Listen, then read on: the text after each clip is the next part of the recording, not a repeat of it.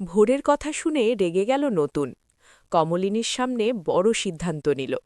হ্যাঁ বন্ধুরা, চিরসখা সিরিয়ালের আজকের পর্বে এমনটাই দেখতে চলেছি। গল্পের শুরুতেই দেখা যায় ভোরের শান্ত সকালটা যেন হঠাৎ করেই ভারী হয়ে উঠেছিল। উঠোনে দাঁড়িয়ে কমলিনী সব শুনছিল নিঃশব্দে। ভোর যা বলছিল তার প্রতিটি কথাই ছিল অভিযোগের সুর, আর সেই অভিযোগের তীর সোজা গিয়ে বিঁধছিল নতুনের মনে।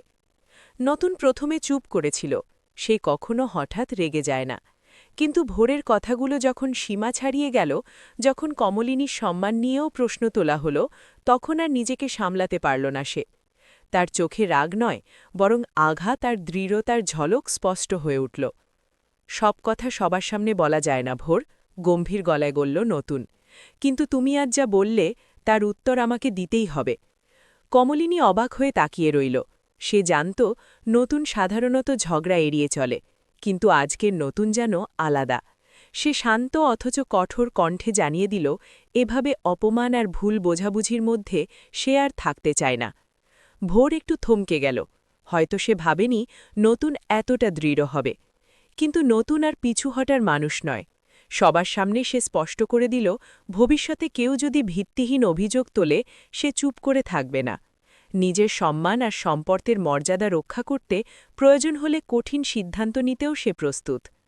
তারপরই নতুন সেই বড় সিদ্ধান্তটি জানাল। সে কিছুদিনের জন্য দূরে থাকবে, যাতে পরিস্থিতি ঠান্ডা হয় এবং সবাই নিজের ভুল বুঝতে পারে। এই দূরত্ব হয়তো কষ্টের, কিন্তু প্রয়োজনীয়। কমলিনীর চোখে জল চলে এলো। সে বুঝল নতুন রাগ থেকে নয়, আত্মসম্মান থেকে এই সিদ্ধান্ত নিয়েছে। ভোরও নীরব হয়ে গেল। তার মুখে আর কোনো তর্ক রইল না। সকালের আলো তখন আরও উজ্জ্বল হয়ে উঠেছে, কিন্তু সেই আলোর মাঝেই নতুনের দৃঢ় কণ্ঠ যেন সবাইকে জানিয়ে দিল, সম্মান আর সত্যের প্রশ্নে সে আর কখনো চুপ থাকবে না। আবার দেখা হবে পরের ভিডিওতে। এতক্ষণ ভালো থাকুন, আর ভিডিওটি দেখে ভালো লাগলে অবশ্যই চ্যানেলটি সাবস্ক্রাইব করতে ভুলবেন না।